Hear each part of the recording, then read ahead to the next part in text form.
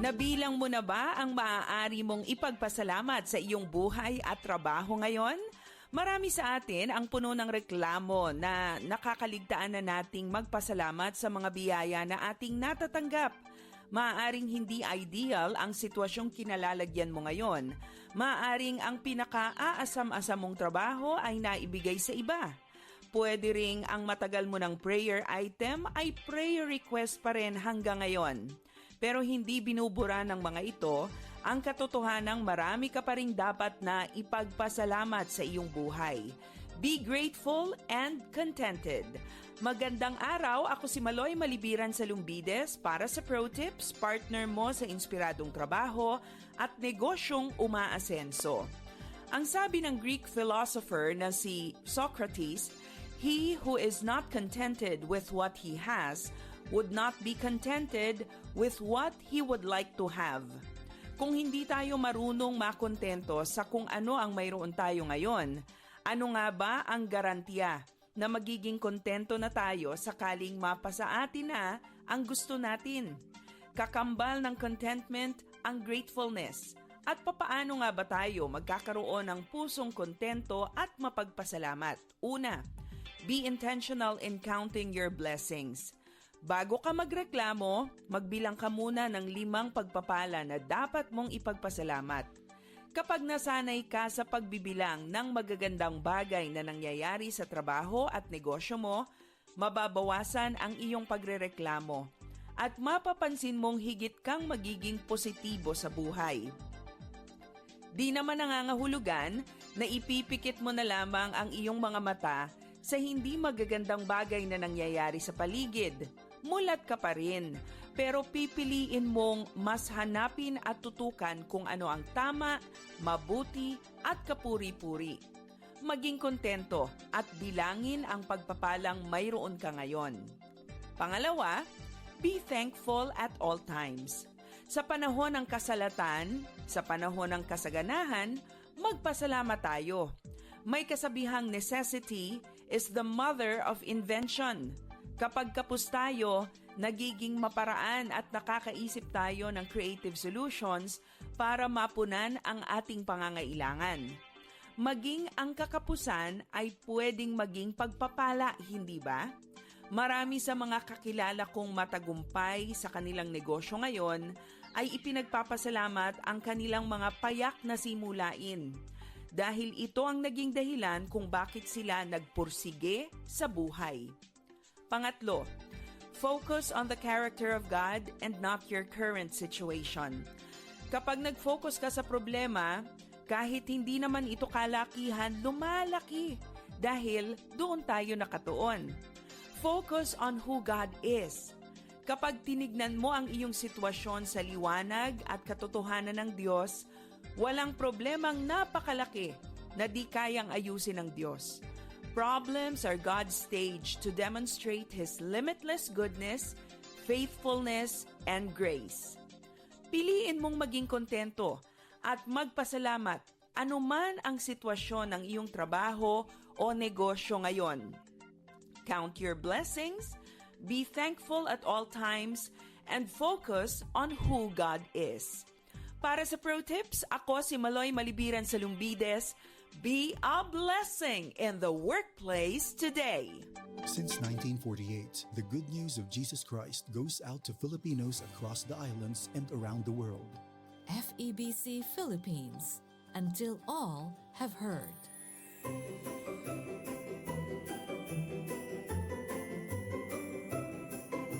1116 DXAS, your community radio. Kasama sa araw-araw kakwentuhan ka agapay. Kaibigan ka barangay, ito ang radyo mo. 1116 DXAS, your community radio.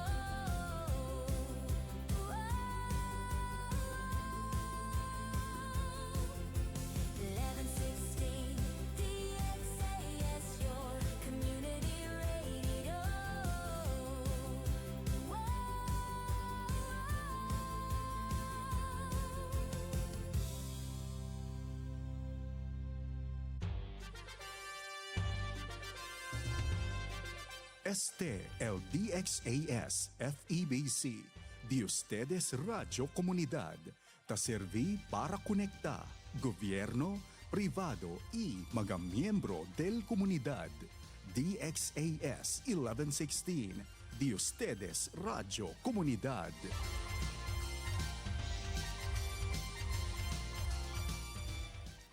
Ang oras sa buong Pilipinas, alas 7:07 na ng umaga. Alamin ang mga kaganapan at mga pinag-uusapan sa Zamba Sulta. Makibalita at makibahagi sa pagbabago at pag-unlad. Oras na, Zamba Sulta!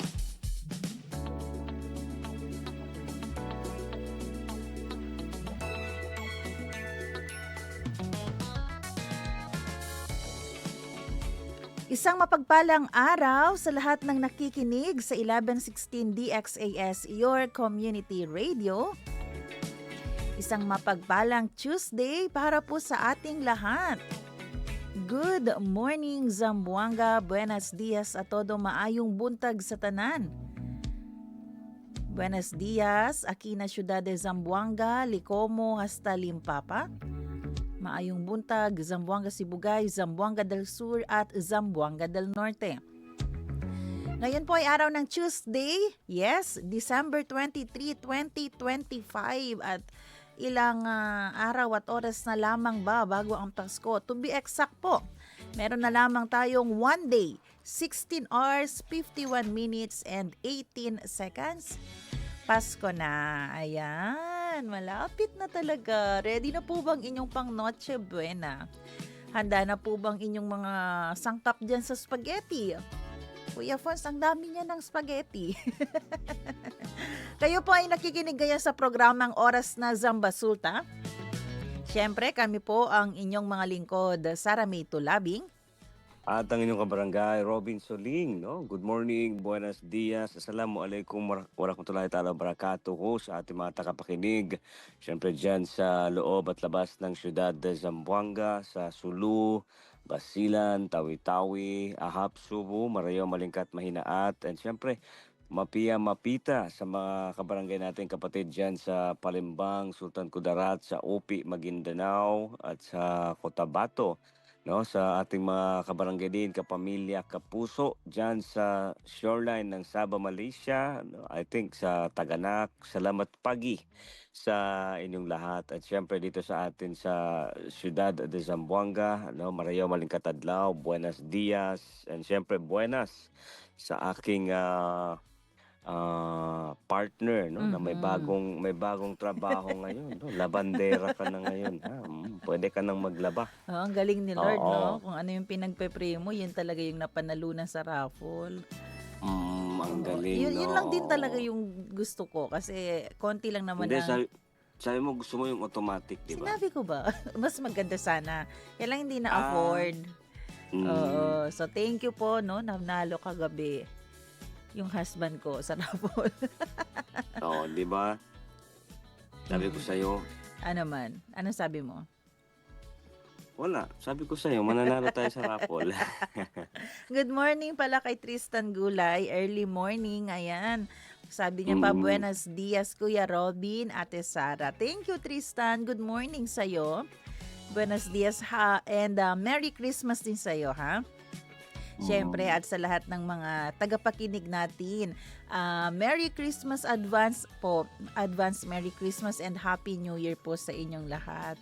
At excited na po ba kayo sa Pasko? Ayan, may mga handa po ba kayo? Anong ihahanda nyo? Ikaw, Bin, anong handa na meron kayo? Oo, Naghahanda ka ba?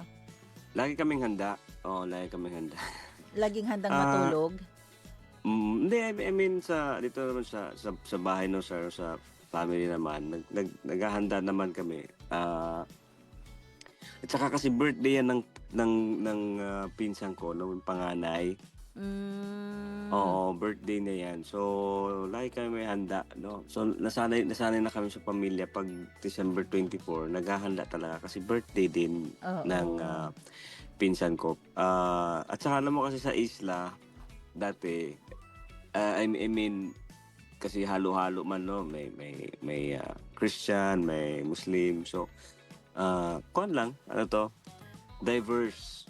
Pero kami sa Mm. bahay, naghahanda talaga kami kasi birthday ng... Pero I think yun yung kuwan, yun yung reason bakit naghahanda. Oo, Mm. dahil may birthday. Oo, Oo. kami naman, actually lumaki ako Bina, wala kaming ginagawa pag 24. Natutulog lang Mm. yan kami, normal lang yan. Kasi, syempre, tayo, nagtitipid. So, Mm. hihintayin na lang yung 31. So, as one, dun Okay. kami. Yung iba, di ba kasi yung blessed with money, at afford nila, iba yung celebration ng 24, iba yung celebration ng 31. Pero yung doon sa Oo. mga gustong magtipid, at minsan naman, gusto lang one time na lamang yung yung celebration 31 nila gagawin niya. So kahit alin po dyan, basta it can give glory to God, okay po yan. At saka sabi nga sir, no, narinig ko nga kanina sabi ni Ma'am Maloy, no, yung nandun yung pagpapasalamat ba, no? Nandun yung Mm-mm. contentment, especially sa, I mean, nagsi-celebrate ka kasi yun yung gusto mo or may reason ka, no, na ipinagpapasalamat. Pero kung yung reason mo lang naman kasi sineselebrate din ng iba o 'di ba kasi parang ayaw mong mapag-iwanan, Oo. wag na lang, no? Kasi Makakautang ka lang ng ganyan. oo, at saka hindi ka lang basta mapapautang, no? Talagang doon yung punta ng Oo. storya, no? Mm. Doon at saka hindi na natin yan kuwan, hindi na yan bago yung mga ganyang kuwan setup. Kaya Mhm. dapat yun nga, no, kapag pag meron kang gagawin or meron kang gustong gawin, alam mo yung reason behind that, no? Mhm. Ayan. Alam mo, may nakita pala akong post. Sana wag tayong ganito. Sabi Mm. niya pa, mga naipon ko this year. Alam mo ano kung ano daw naipon niya this year? Sige daw. Galit sa gobyerno. Wag naman. Galit Oo, saan? gobyerno. Yun, Ah. yun yung naipon niya this year. Naka naman po. Oo, di ba? Kahit gusto na Mm. talaga nating, pwede namang magalit, pero wag mo papatagalin yan sa puso mo. Oo, Mm. delikado.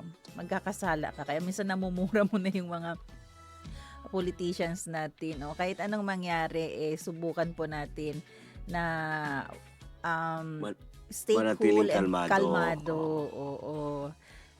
Kasi kung Hindi, at saka mm, yun nga sir, no, ako may nakita rin akong post, yun nga.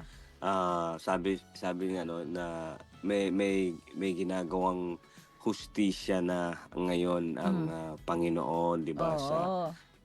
I mean yan yung 'di ba, minsan napapatanong kami, tinatanong mo ako kung may pakialam ba ako sa mga nangyayari, 'di ba? Mm, Alam mo kasi yun ah, may nangyayari kasi sa pananalangin ba, no? At mm, saka doon mo kasi kumbaga doon mo pwedeng mag-react na hindi ka, alam mo yun, hindi ka makakapanakit, mhm. no? At saka pwede mo maging violente sa pag-pray.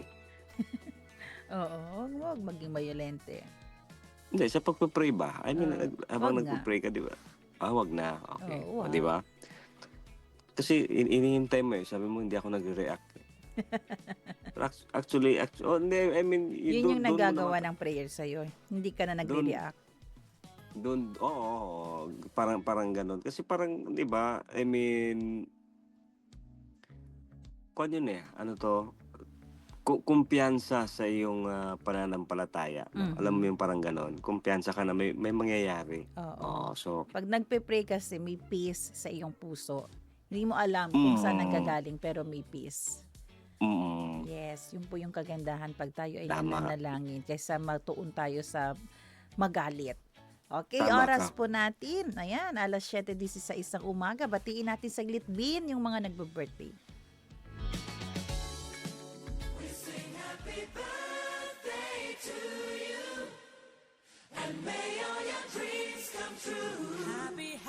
birthday! December 23, happy birthday po kay Ate Christine Tulabing Mandayunan. Happy birthday po Ate Tin, dyan sa Sibugayan siya. Happy birthday din kay Ate Jenny Feed. Oo. Kapitbahay ko, tita ko to. Happy birthday po. Happy birthday din kay Teacher Victoria Erfe. Ayan. Ano tong subject niya dati sa history ba to? Aralin Panlipunan. Happy birthday po, Ma'am Victoria Erfe, and kay John Dave Yap. Happy birthday. Ayan, no? So, sa akin naman, sir, happy birthday sa aking pinsan na auntie, no? Hello kay Mary Chris Biral. Happy birthday. Kay Vernie Sagaral Lim. Happy birthday. Oo, no? To, ayun, today. Ayan, happy birthday. Ayan, happy birthday po sa inyong lahat and God bless you. Salita at tanong ngayon.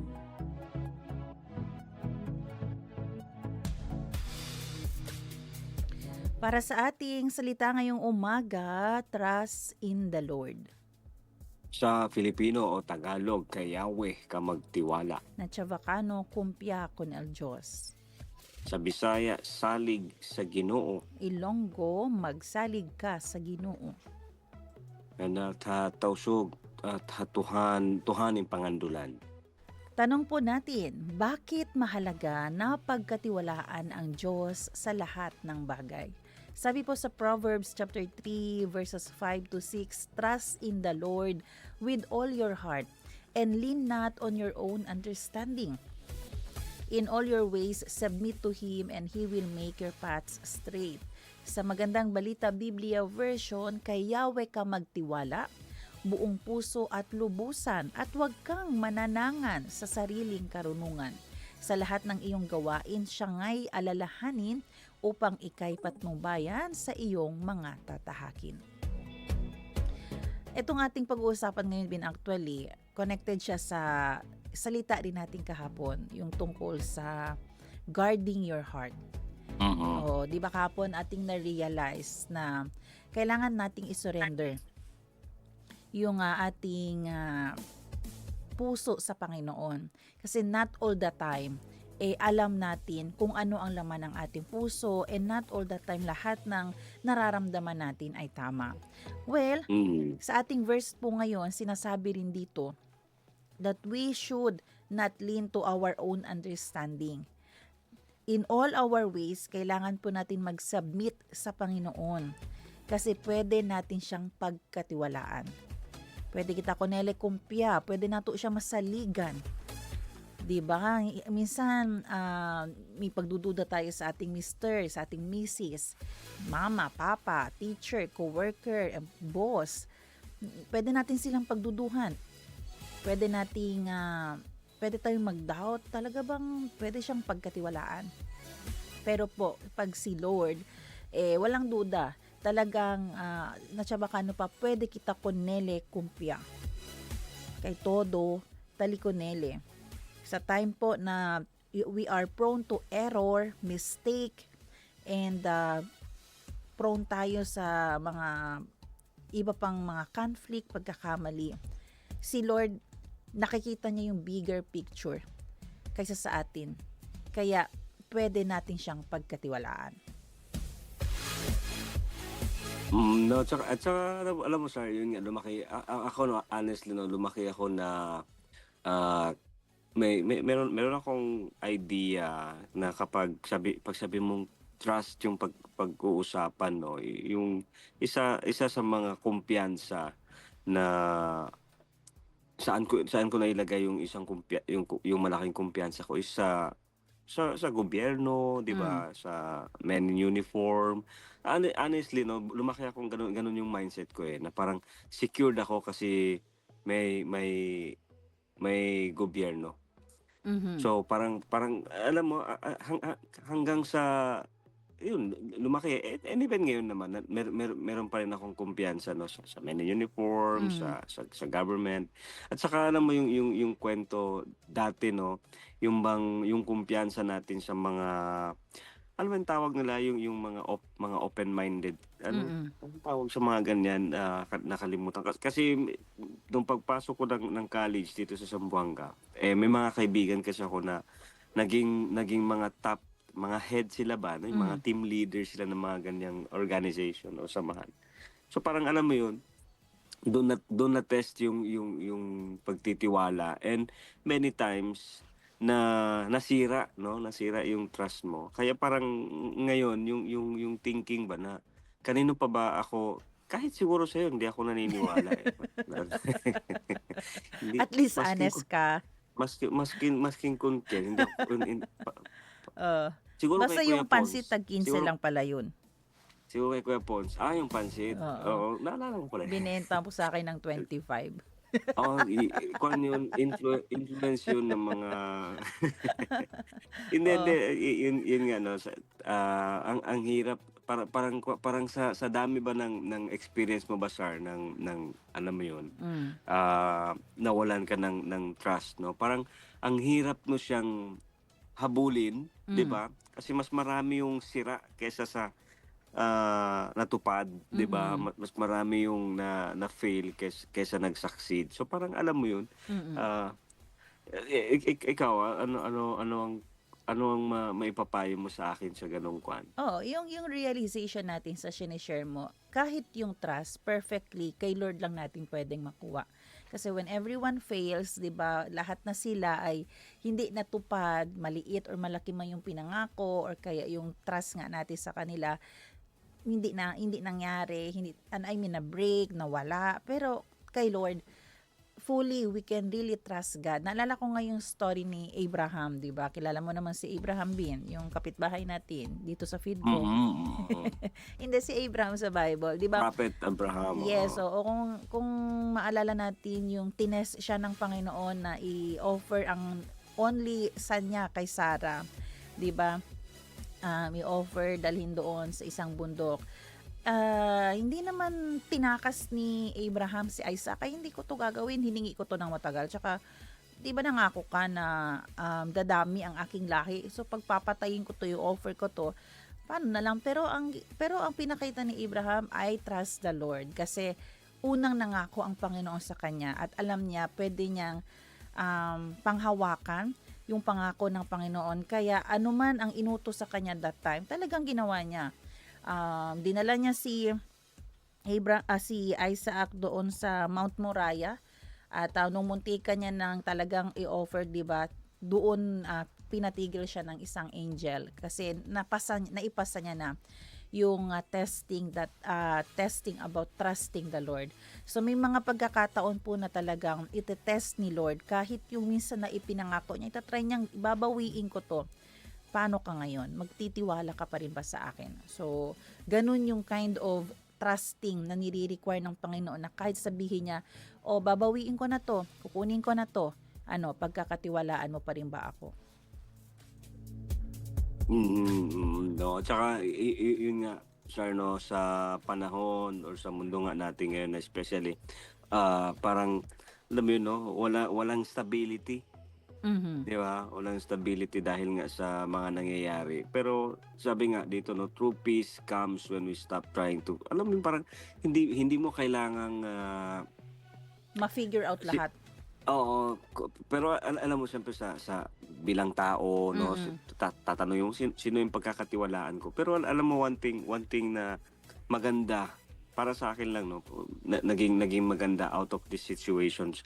Doon mo makita, no, na wala nga talagang ibang dapat pagkatiwalaan kundi yung mismong babalik ka pa rin sa basic sa yung Creator.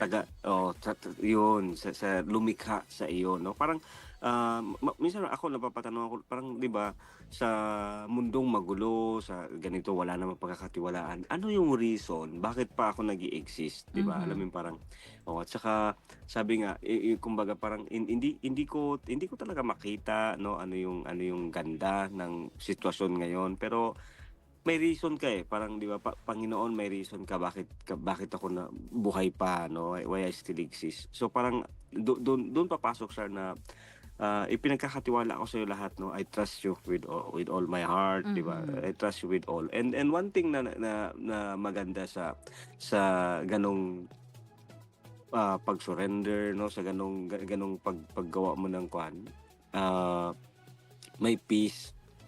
Kaya doon papasok na parang 'di ba minsan napapaisip ko parang wala akong reaction sa mga sitwasyon kasi nga parang may peace na knowing na as long as 'di ba sabi nga as long as I live 'di ba kumbaga Oo. parang as long as binibigyan pa ako ng buhay ng Panginoon may reason siya. Yes. At ang nakakaalam ng reason na 'yun ay siya lang. Oo, ang sa akin lang is I go with the flow, no? Yun yung nagagawa ng prayer. May peace ka, may trust ka sa mga nangyayari. Magkagulo man ang iyong paligid. Kapaligiran. Yes, ikaw kalmado ka talaga kasi may pinagkakatiwalaan ka na alam mong sure ka na hindi ka niya pababayaan. Kaya ang ating May pinanghuhugutan siya, Yes. no? May pinanghuhugutan. Ikaw, may pinanghuhugutan ka? wala na siguro. Wala. Oo. Kaya ang ating challenge po sa ating mga tagapakinig ngayon, identify one situation today kung saan po nagkukos ito ng anxiety sa inyo or confusion. And then, ipag-pray nyo po ito sa Panginoon. I-surrender nyo ito sa Panginoon. And syempre, start trusting the Lord. Kaya muli, bakit nga ba mahalaga pagkatiwalaan ang Diyos sa lahat ng bagay? Yan po ang ating salita at tanong ngayon.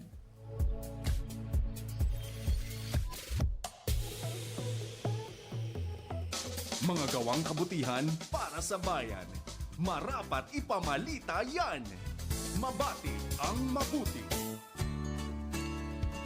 Nagsauli ang 53 anyos na magsasaka na si Pobleo Narca, Tubong Lauwang, Northern Samar nang napulot na bag na may lamang 60,000 pesos at ilang mamahaling gamit.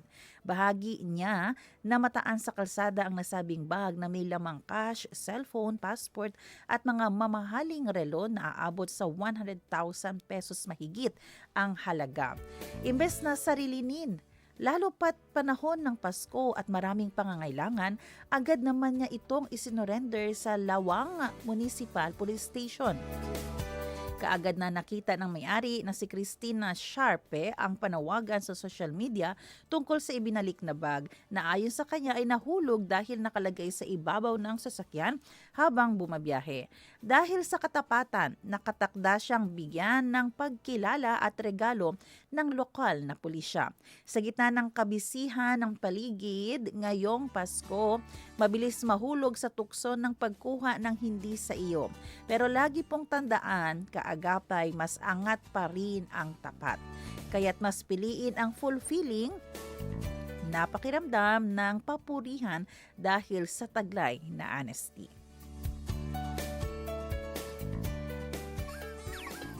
Hindi sukat, kulang sa timbang, pandaraya o maling gawin.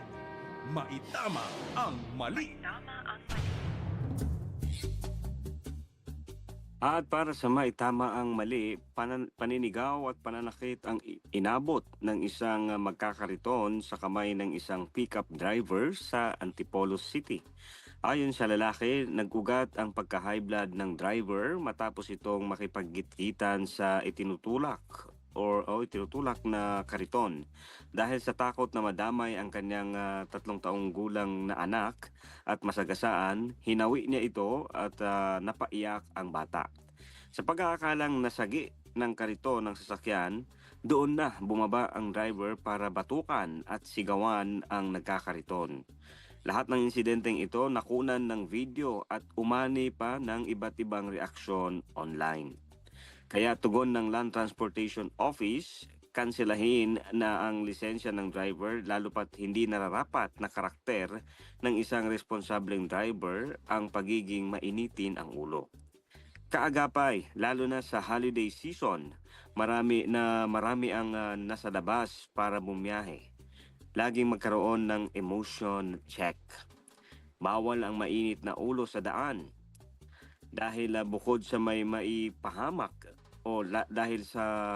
bukod sa may pahamak ka, dobleng hassle pa ang dulot sa iyo sakaling makaharap mo na ang mga consequences. Kaya, this is your reminder today. Chill ka lang, kaagapay.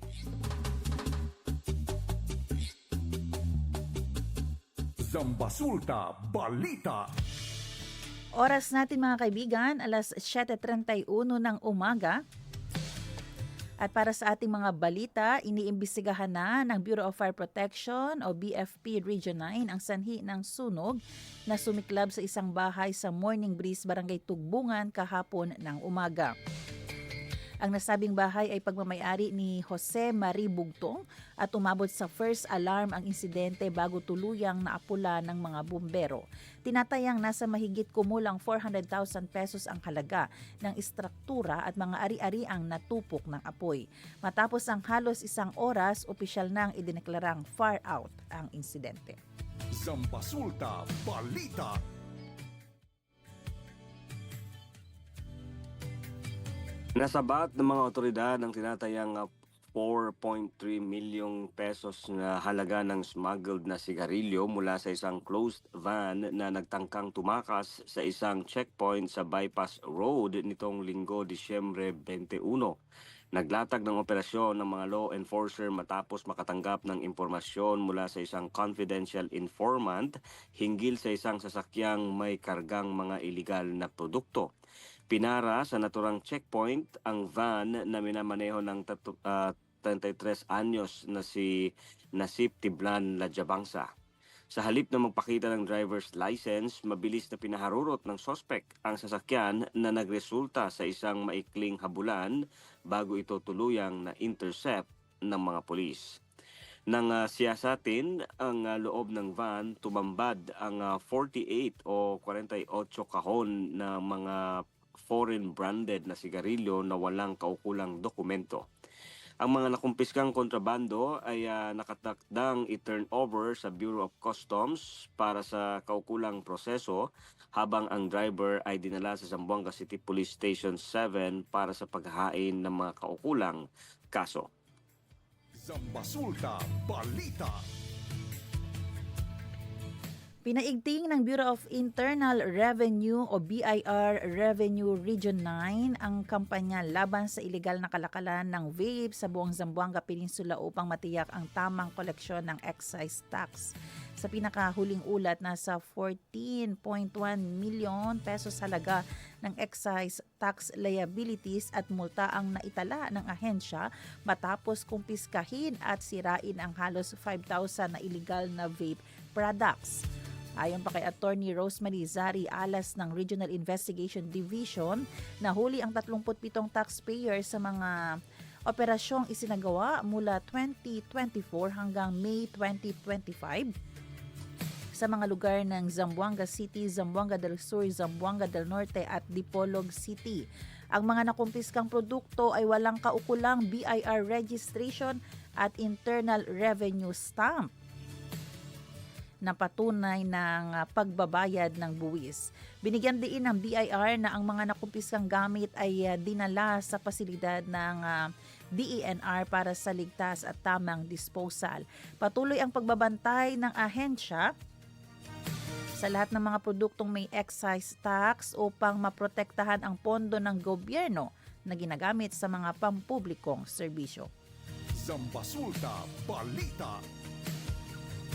At para naman sa ibang balita, kinilala ng lungsod ng Zamboanga ang tagumpay ng mga atleta nito sa ika-33 Southeast Asian Sea Games sa Thailand. Ito ay matapos mag-uwi ng medalya ang mga atleta. Napanalunan ni Yumir Marcial ang gintong medalya matapos talunin si Michael Robert Mosquita ng Indonesia sa Men's Light Heavyweight Boxing Finals noong Disyembre 19, 2025 sa Thailand. Napanalunan din na Christine Paraon at Joanny Delgado ang ginto sa Women's Rowing Double Sculls event noong Disyembre 16, 2025. Nakuha ni Albert Ian de los Santos ang pilak sa Men's 71 kilograms weightlifting. Si Cristel Macrohon ay nag-uwi ng bronze medal sa Women's 69 kilograms weightlifting category. At sina Sharif Afif at Ray Carlos Silva ay nagkamit ng mga bronze medal medalya sa karate kumite men's team event. Bronze medal din ang nakuha ni Harold Ralph Ongaya sa Penchak Silat tanding class as 45 kilograms category. At si Rudsma Abubakar ay pumangatlo sa Women's Muay Thai 48 kilograms division.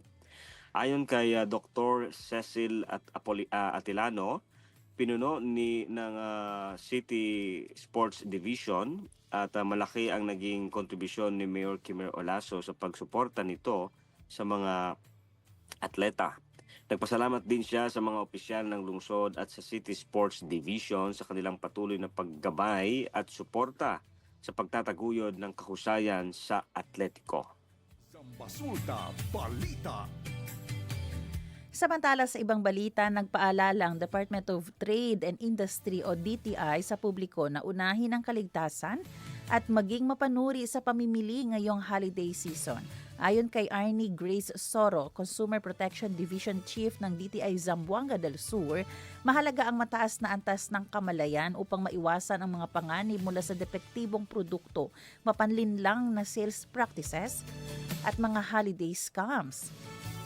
Pinayuhan ni Soro ang mga mamimili na tiyaking lehitimo ang mga online sellers, iwasan ang mga kahina-hinalang links at ugaliing basahin ang mga label at instruction ng bibilhing item.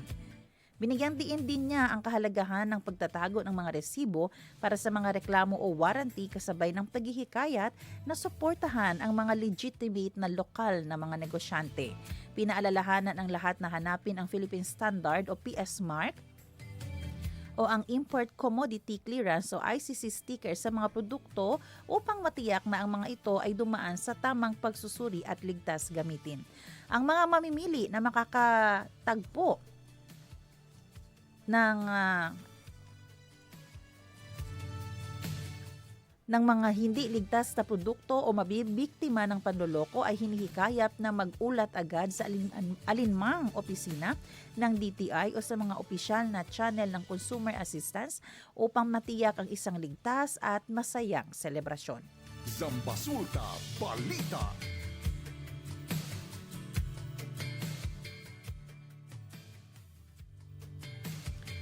Samantala, oras natin alas 7:39 na ng umaga. Narito po muna pakinggan natin ang isang church announcement.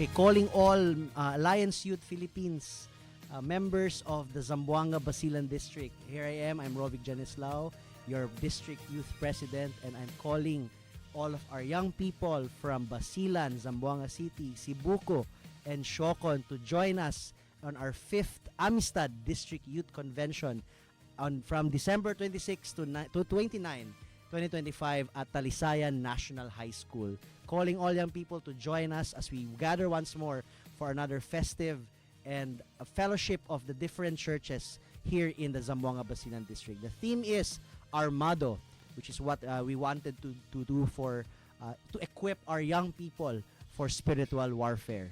So if you remember in our mission in the AYP, there are 5 words of that: shine, no? S is share the gospel. H is help the youth maximize their abilities for various ministries. I, integrate them into local churches, and nurture them into their spiritual life, and E, exalt the name of the living God. And that's what we're going to do here in Armado. So again, calling everyone, our young people from Basilan to Siocon, please join us. The registration is 400 pesos. Of course, the supplies will depend on the availability, and it's until supplies last, and we hope that everyone can join us. Please contact your youth leaders or your zone presidents, zone governors, and we have a certain degree of requirements. For example, you need to have parents' consent, and at the same time, for your registration, of course, it's 400 pesos. Again, hopefully everyone will join us as we fight together this spiritual battle for Jesus Christ. Thank you, everyone, and see you on December. Maraming salamat, Sir Robic Jan Eslao.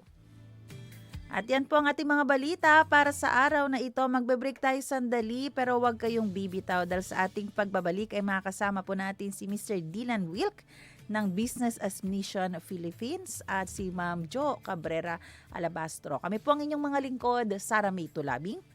At ang inyong kabarangay, Robin Soling. Magbabalik ang oras ng Zambasulta. Dito lang sa 1116 DXAS. Radyo, Komunidad. Komunidad. May dad.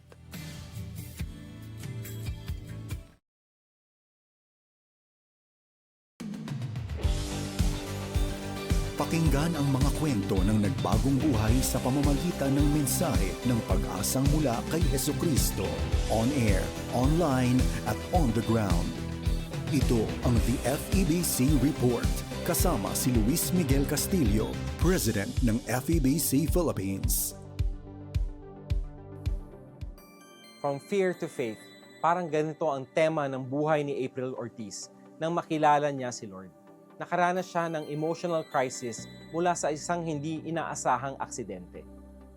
After the car accident, it was a traumatic event for me. I didn't sleep well. I want to get off the cab. And then that taxi driver was listening to your station, sir. And I praise God because that word of that radio station, your radio station said, fear comes from the enemy. That fear is not from God. Up 987 DYFR FM ang station na napakinggan ni April sa Cebu City. Na-encourage siya ng message na i-focus ang paningin kay Jesus at magtiwala sa Diyos na nagbigay sa kanya ng second chance in life. I think the hardest part for me, sir, was knowing that I'm alone. Because my husband is not there, I'm going to be the ones going to drive the car. And knowing that you are alone and that no one is there to help you navigate through life and your emotion, that's for me is quite hard. And that's how the Word of God helped me and build my faith. May pinagdadaanan si April sa kanyang marriage during this time. Naging malaking comfort sa kanya ang encouragement mula sa church at fellow believers. I praise God because little by little He was sending me warning, and He was actually building and He's aligning people, and one of the community is also your radio station and also the church, and it actually helped me to be deeply rooted in the Word of God and really to help me in terms of my emotion of really not feeling alone. I think it was DJ Zara mentioned that the Christian life is not meant to be lived alone. It has to be lived in a community.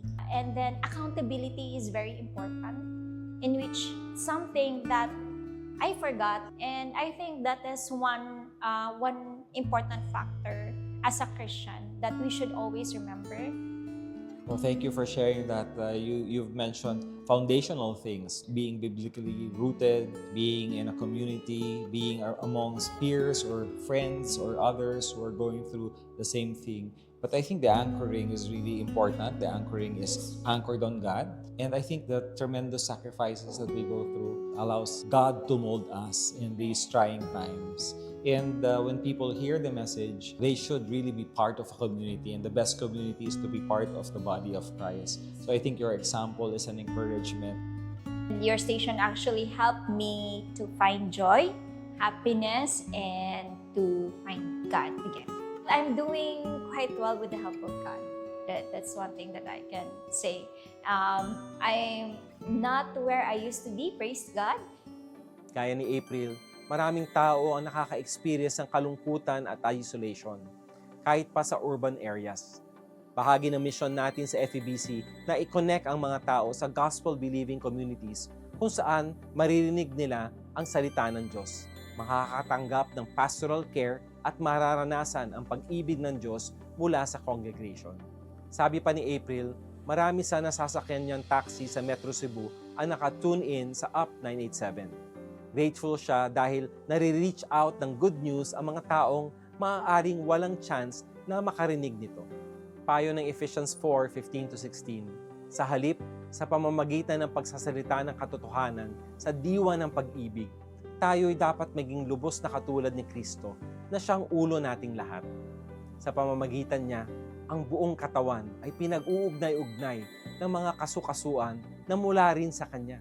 At kung maayos na gumaganap ng tungkulin ng bawat bahagi, lumalaki ang katawan at pinapatatag nito ang sarili sa pamamagitan ng pag-ibig. We'd love to hear how God has used our broadcasts to encourage you and nurture your connection to a church family. I-message kami sa info@febc.ph. To support FEBC's gospel broadcast and bring hope to more people, please visit febc.ph/give. Hanggang sa susunod, ako si Luis Miguel Castillo para sa The FEBC Report. Take care and abide in Christ. Napakinggan mo ang The FEBC Report. Para maging updated sa ating stories online, mag-subscribe na sa ating YouTube channel at i-follow ang ating Facebook at febc.ph. Maging kabahagi sa misyon ng Far East Broadcasting Company Philippines na ipahayag ang mensahe ng pag-asa ni Hesukristo sa mundo. Bisitahin ang aming website sa febc.ph/give. Salamat sa inyong suporta sa ministeryo ng Panginoon. Pagpalain po kayo ng Diyos. Naa ba kay mga plano karong tuiga pero wala natuman? Maka-disappoint, diba? Daghan ta og plano bahin sa career, asa magbakasyon, and other aspects sa atong life. Apan usahay, dili gyud mo sabay sa atong gusto. But when God makes plans, they never fail. Sa wala pa matawos si Jesus, God already revealed His plan pinaagi sa balaod, sa mga propeta ug sa mga salmo. Nga moabot at ang usa ka manluluwas aron magdala og paglaom ug kaluwasan sa kalibutan. The people didn't expect Him to arrive in a humble manger or to give His life for others, but every promise was fulfilled, just as God said it would be. Gipahinumduman kita sa Luke chapter 24, verse 44. Everything must be fulfilled that is written about me in the law of Moses, the prophets, and the Psalms. This Christmas, we celebrate the proof that God's plans are perfect and His promises never fail.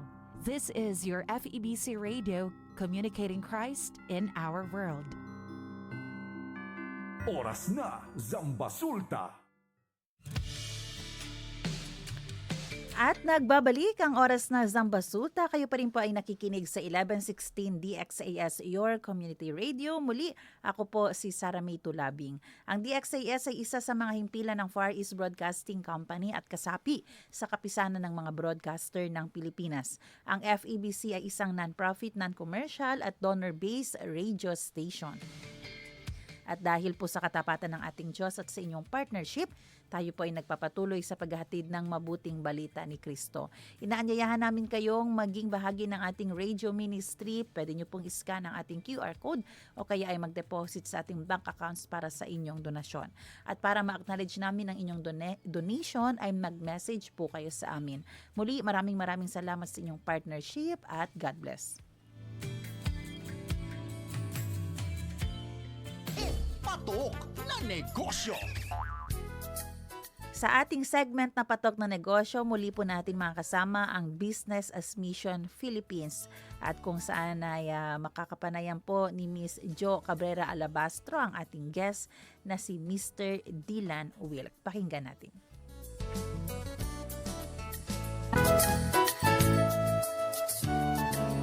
Marami po tayong matututunan ngayong araw po na ito. Ang ating makakasama po si Sir Dylan Wilk. Ayan, meron po siyang company na in-establish since 1994 and he has several lessons out of that. Isa po itong computer business and then 1999 he became the youngest director of a public company na na-list siya sa isa sa mga international companies such as London Stock Exchange. So very successful po ang ating bisita. He's also a volunteer of Gawad Kalinga Philippines. And of course, he is part of Business as Mission Philippines. Ladies and gentlemen, Sir Dylan Wilk. Good morning po. Good morning. Hello, Joe. Hello to all the listeners. Good morning. Meron po ba kayong mga nais na batiin?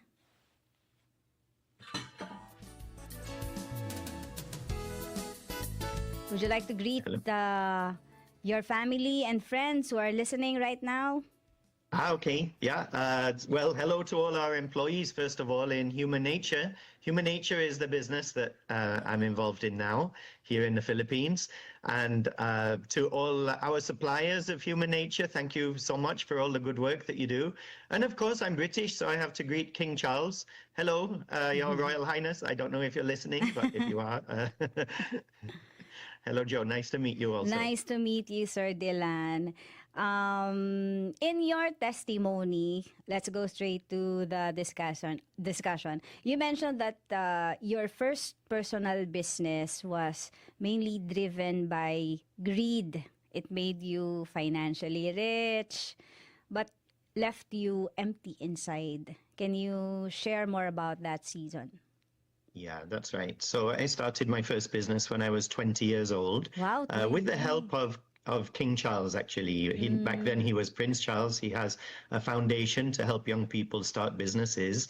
And I borrowed about 250,000 pesos from his foundation, interest-free, for 3 years. And I started a business selling computer games in my house. So I was just selling the same computer games that you could buy in the stores, but it was cheaper to buy from me. So my business grew very fast. Within a few years, I was able to buy a Ferrari, Porsche, BMWs, everything. I went to work by helicopter, you know, more than I could ever dream of. But I remember lying awake one night, and I was wondering why I had everything I could ever imagine, but it all felt wrong. I was not doing anything good. And yet here I was with everything. And I realized I'd become very selfish and greedy. And I got on my knees and I started to pray, Lord, why am I rich? You hear a lot of people praying, Lord, why am I poor? Oh, yes. Parang opposite siya sa prayers ng marami. Yes. And so I really felt strongly the Lord telling me to let go of that lifestyle, and he would show me something better. And so I decided to leave my company, and I went around the world trying to find something I could do to help the poor, because I'm not from the rich. My family was poor. I was raised by a single mom. Okay. And so my grandmother was a domestic helper. So I'm from the poor. And so I wanted to really help the poor now that I have money. So your mom is a Filipina? No, British. My grandmother was a domestic helper in Poland. She's Polish. All right. Back in World War II, before World War II. So. Okay, so you lived in London? Yes, lived in at England. that time. Yes, yeah. Oh, okay. And so eventually I was going around the world trying to visit slums and find things I could do to help. And a friend of mine who was Filipina brought me to the Philippines. And I didn't know anything about the Philippines then. All I knew was Abu Sayyaf and Imelda Marcos's shoes and, a Smoky Mountain. That's all I heard of. But what I saw really amazed me, because for the first time, I was visiting places that used to be slums, but they were not slums anymore in Gawad Kalinga, these Gawad Kalinga villages that were rebuilt. And so I wanted to help. I went back home to England. The first thing I saw when I got home was my brand new BMW that I just bought. Okay, let's pause on that. Sir Dylan, sure. Let's go back to the feeling of emptiness, the feeling of, that something is God teaching you in that experience. Sabi mo nga, it felt wrong when you were rich at that time. We were so curious, ano yung mali? So I knew I didn't deserve the money I had. I knew I didn't deserve the things I had. All my childhood, I believed in God. I loved God so much. And yet the business was taking me away from God. It was bringing out the worst in me, not the best in me. Business brings out the greed in people, but also the ego, anger, all kinds of bad things. And then you get exposed to a lot of temptation when you have money. And so I realized, actually, the turning point for me was when my grandmother died. because I was with her. She died in my arms, actually. And I remembered her life, that she'd been an orphan and a domestic helper from the age of 5. And I knew that I wanted to follow her to heaven. And I suddenly realized when she passed away that I was not living my life that way. And I might end up going to hell, you know. I was really expecting that. And so I really tried to get right with God. I never lost my faith. I still prayed every night, but just, you know, the Our Father, I was not really in a good relationship with God. And that was the turning point for me. And I started to try to come back to God. And I just cried out to him, God, I did it all my own way. And now I realize it's wrong. And will you please take me back? Show me the truth. Show me how to change. Okay. So mga kaagapay, kausap po natin si Sir Dylan Wilk from London. Nag-search siya all over the world. Tapos natagpuan niya ang Philippines through the help of his friend. And then naging bahagi po siya ng Gawad Kalinga, helping the slum redevelop and magkaroon ng buhay. Then Sir Dylan went back to London, tapos he saw his Porsche, tama no? BMW. Sorry. Yeah. Yung magara niyang sasakyan. And what was your realization then? I really felt sick looking at my car. I thought, oh no, this car is worth about 80 houses in the Philippines. Yeah. I couldn't stand it. I didn't want to drive it anymore. I just felt like, how can my driving be more important than the lives of about 300 Filipinos that can change? How young were you then? I was 28. 28. Okay, yeah. 8 years passed. Yeah. So I'd been rich for about 4 or 5 years. And yeah, I just knew the Lord was calling me to let go. So I decided to sell my car. I emailed Gawad Kalinga and said, where should I send the money? And the answer changed my life. They said, why don't you come back? You helped to build those houses. Don't just send your money, but come and join us. So that was April 2003. I was supposed to stay for just 6 weeks, but how many years now? 22 years. Yeah, 6 weeks and forever. Yeah, it got stuck in traffic. So dito ka na nagkaroon ng family, Sir Dylan?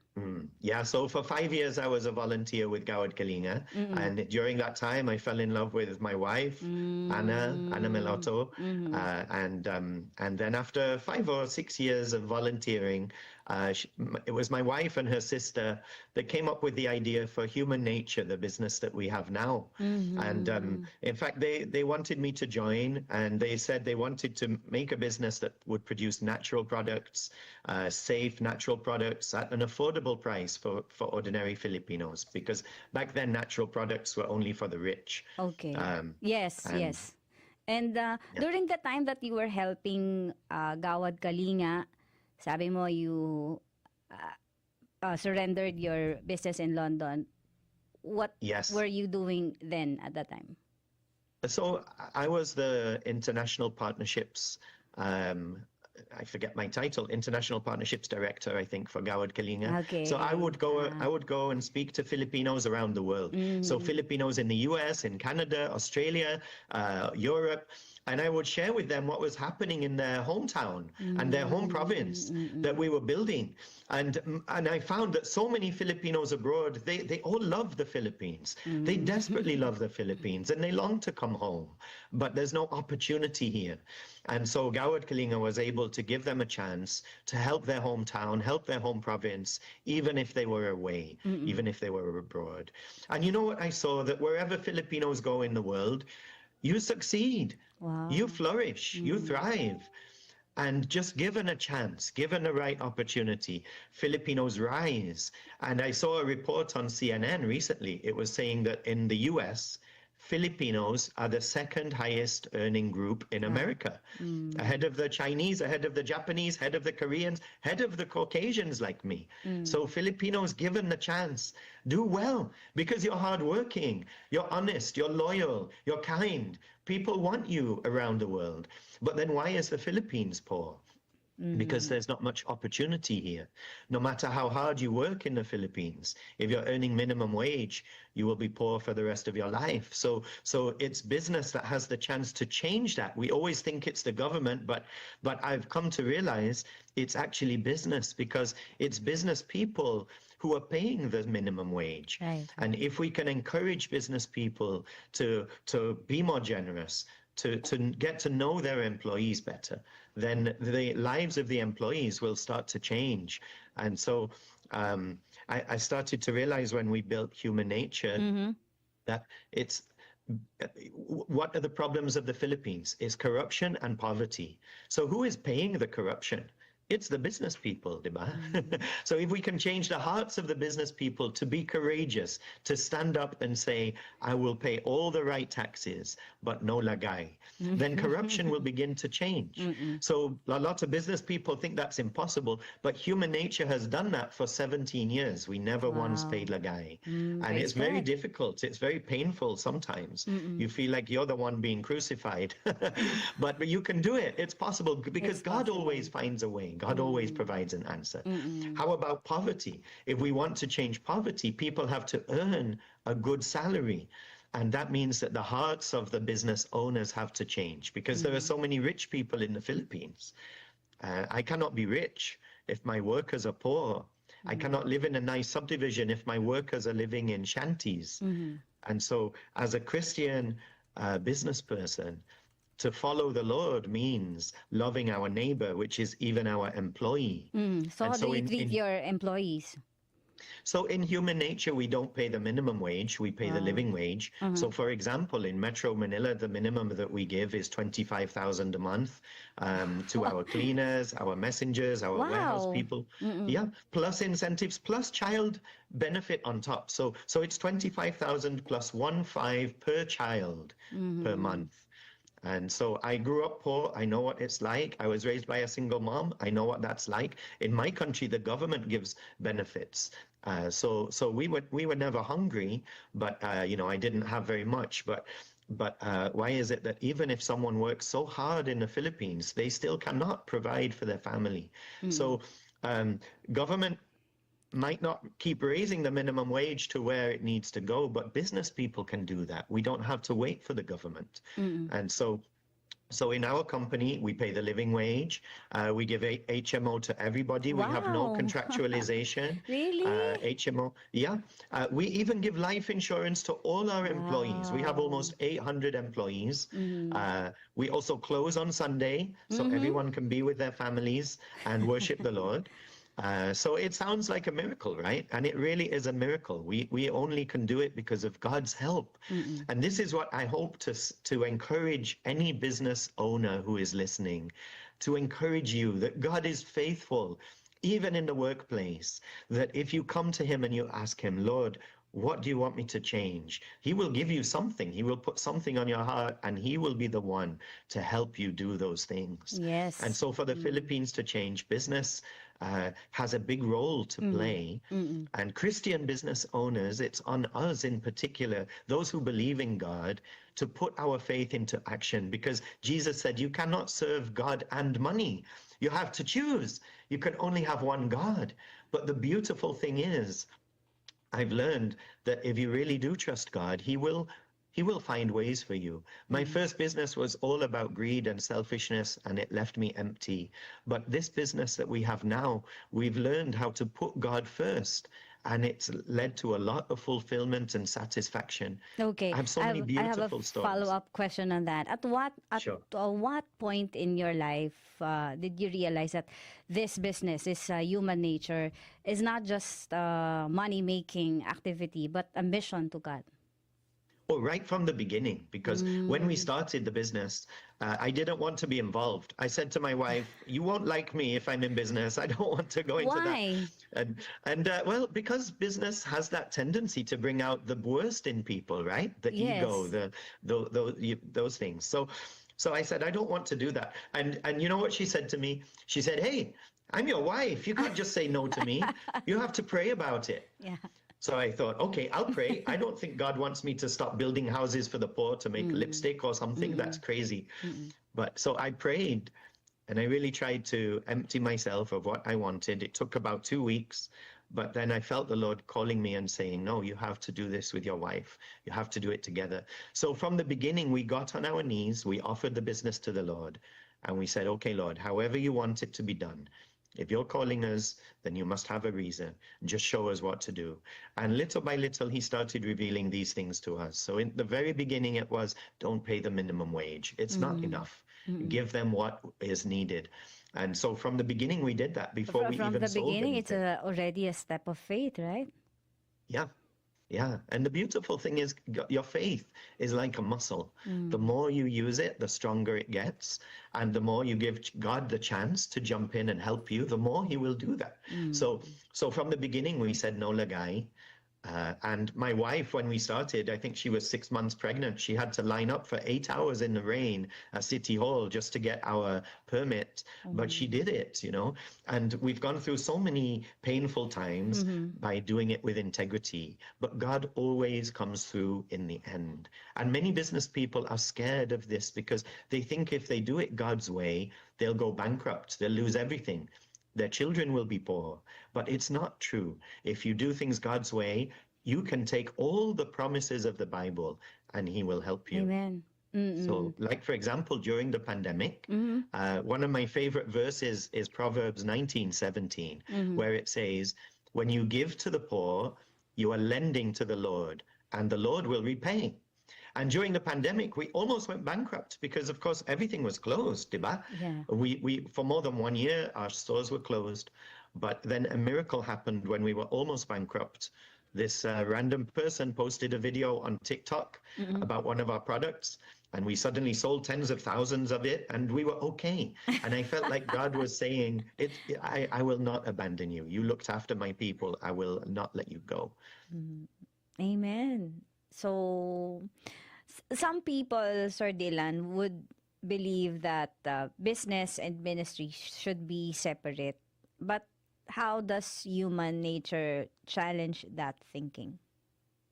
So I believe that your life is your ministry, and we spend most of our lives at work, diba? Unfortunately, we wish we didn't, but most of us do. And so business should be ministry, and that's why I'm part of Business as Mission, this organization that's in the Philippines now and really trying to encourage business owners to put their trust in God and let him help them do it his way. And I don't want to stand before God on Judgment Day and he asks, well, what did you do with your life? And I say, well, okay, every Sunday I went to church, but the rest of the time I was corrupt. The rest of the time I treated people badly. I can't face him on Judgment Day if I live that way, right? And the beautiful thing is God wants to help business people in the Philippines. Do you know we are in a war with Satan right now in the Philippines? He wants poverty. He wants corruption. He wants everything under his domain. But if we simply stand for God, he is the one who is, the Bible says, the one who is in us is greater than he who is in the world.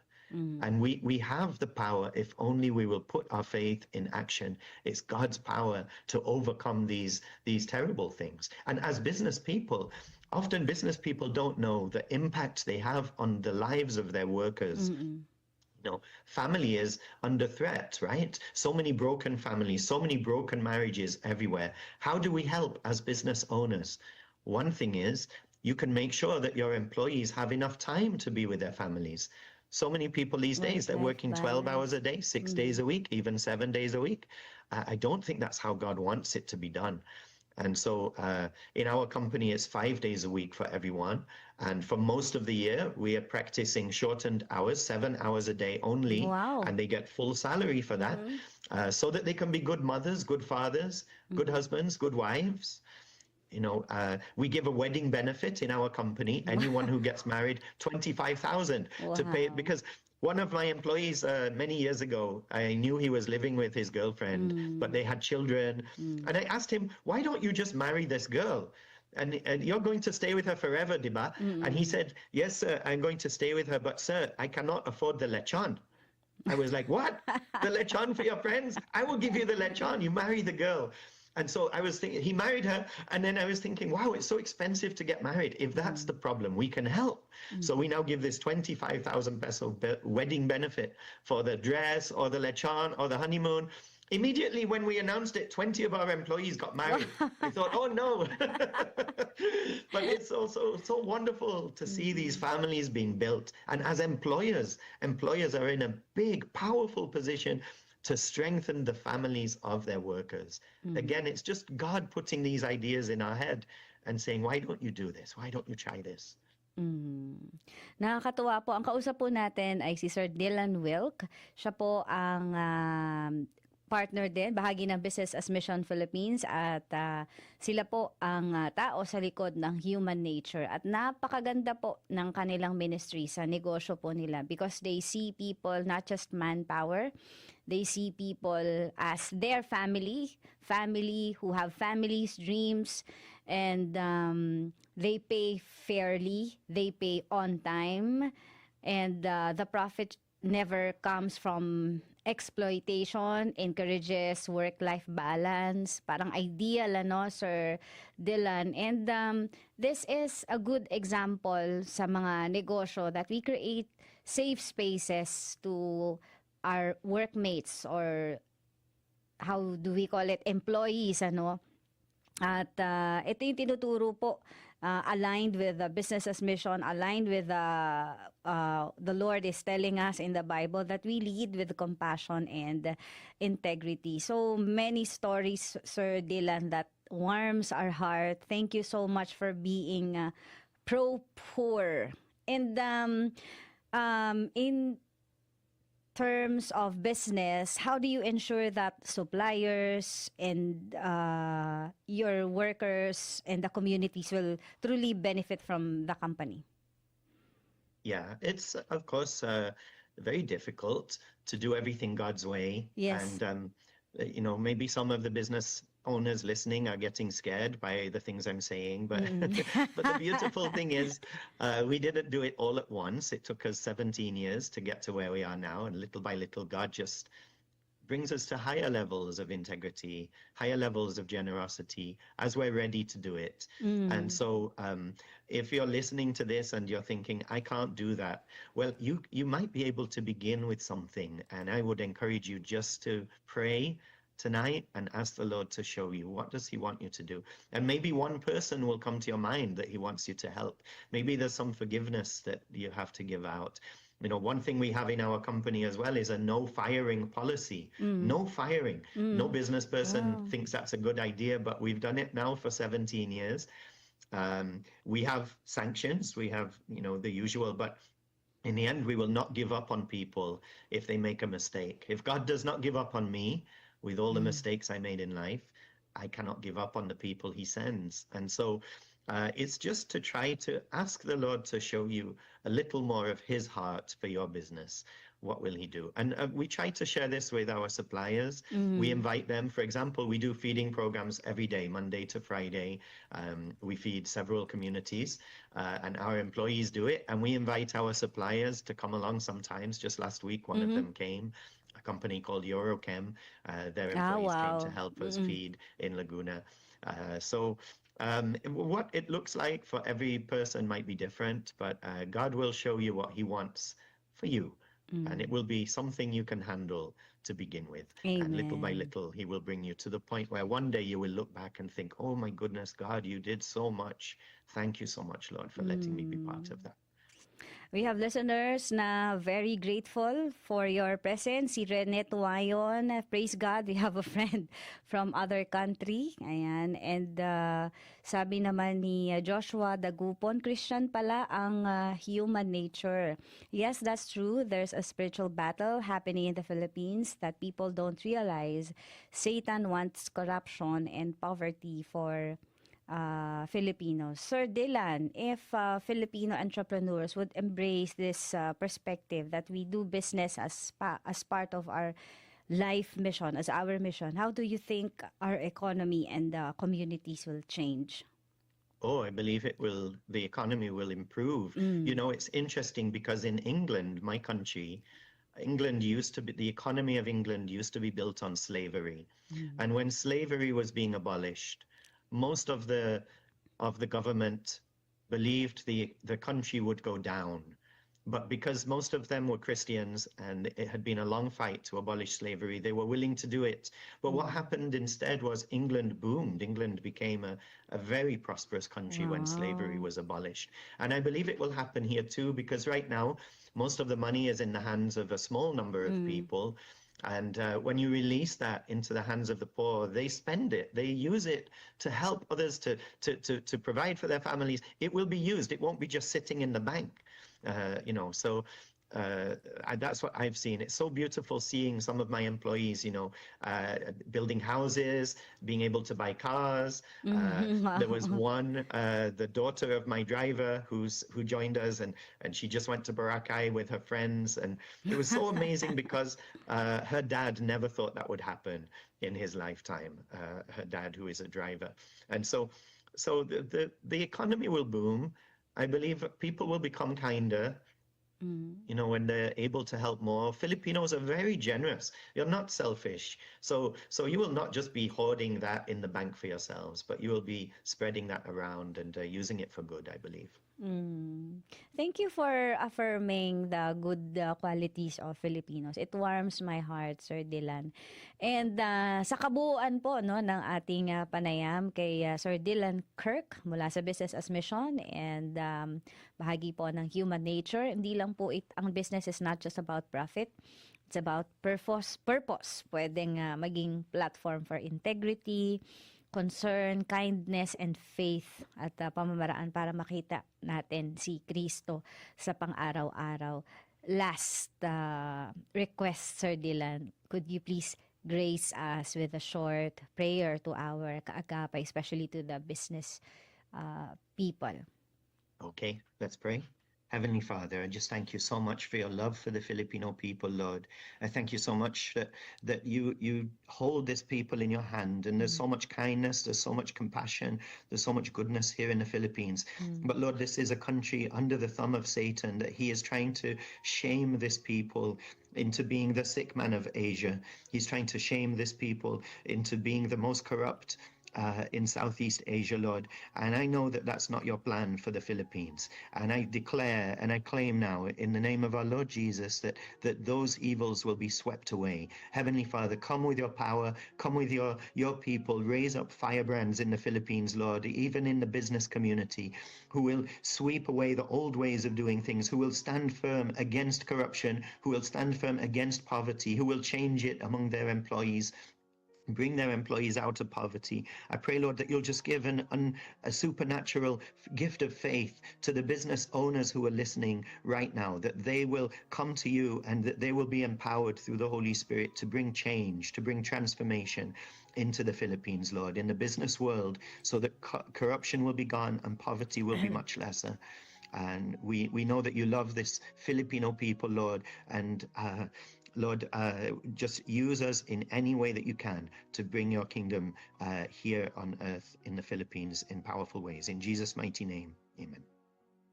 Thank you, Sir Dylan, for that prayer, and may the Lord bless you. Merry Christmas. Any words of encouragement sa ating mga kaagapay na planning to be a business people someday or planning to have a business someday? Yes, put God first and you will not regret it. Matthew 6:33 says, seek first the kingdom of God and his righteousness. Do it his way, and everything else you need will be given to you. That's what we've experienced in human nature.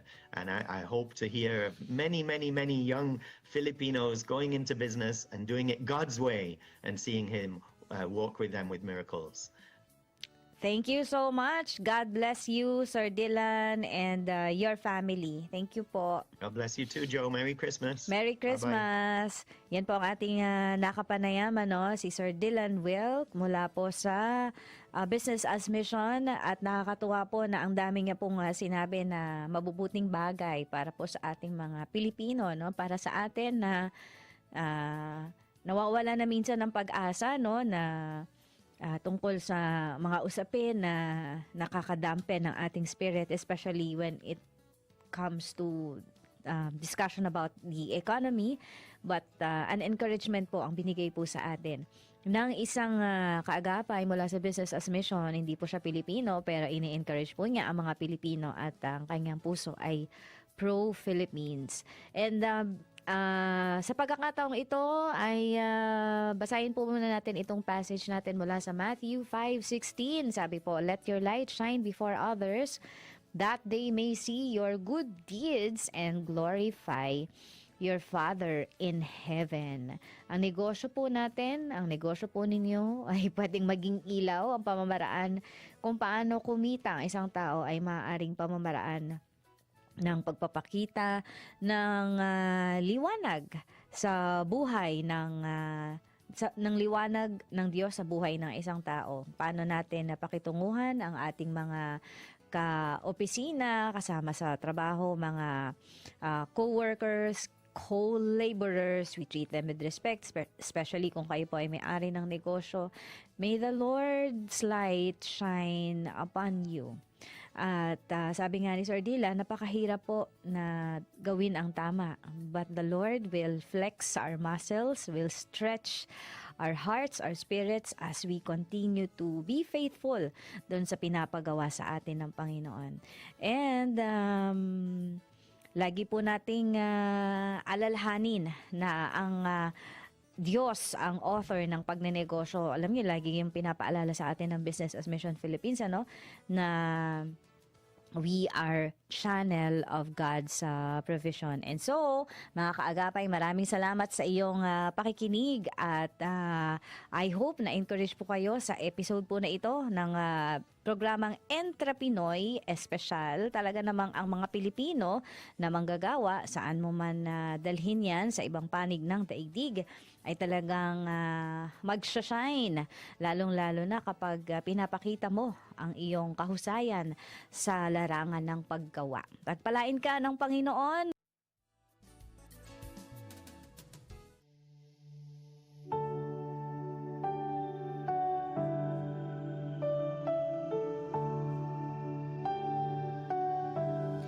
Manalangin po tayo. Our gracious and Heavenly Father, Panginoon, maraming salamat po sa testimony na aming napakinggan sa aming naging guest ngayon sa Business as Mission Philippines. Maraming salamat po, Panginoon, sa realization na walang magiging corruption kung wala sinong magpa-participate. Minsan po kasi, Panginoon, hindi namin nare-realize na kami rin pong mga negosyante, yung may mga hinahawakan na small business ay nagko-compromise din. Pero Lord, inyong pinakita na hindi ito mangyayari kung walang magpa-participate mula rin po sa panig ng mga minegosyo. So we pray, Lord, na kahit gaano kahirap yung threat na baka hindi kunin, hindi manalo sa bidding, bigyan niyo po kami ng integrity, bigyan niyo po kami ng honesty and fear po sa inyo, Panginoon, na hindi po magi-involve sa mga ganitong bagay dahil hindi po ito pleasing sa inyong mga mata.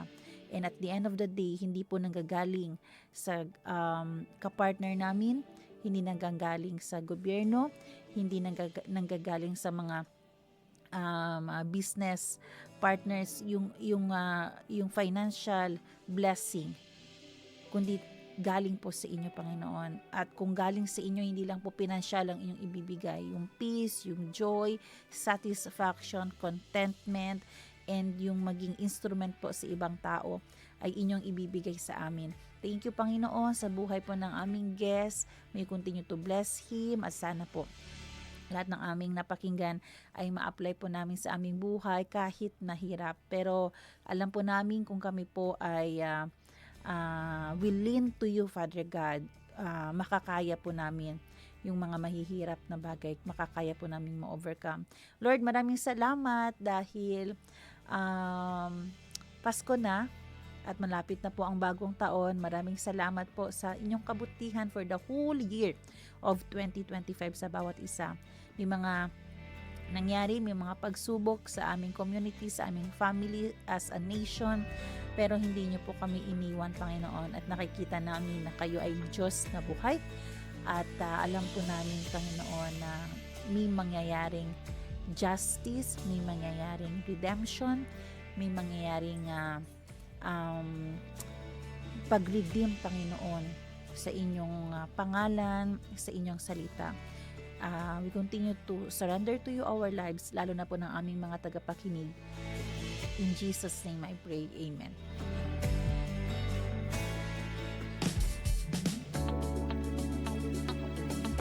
Maraming salamat sa lahat ng ating mga tagapakinig sa radyo at Facebook. Merry Christmas po, advance Happy New Year. Maraming salamat din sa ating radio technician, Kuya Rolando Alfonso, at abangan niyo po ang susunod na programang Serbisyong OFW, Family Matters at Radyo 5 Man. Siyempre, magkarinigan po tayo muli dito sa ating programa Monday to Friday. Ako po si Sara Mito Labing, nagpapaalalang posible ang pagbangon at pagbabago.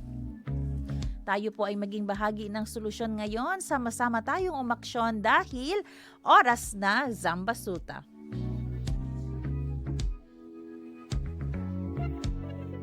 Inyong napakinggan ang programang Oras na Zambasulta. Para sa mga komento, mensahe o suhestyon, tumawag o mag-text sa 0916-296-6625 o sa 0998-844-1410. When the angel announced Jesus' birth to the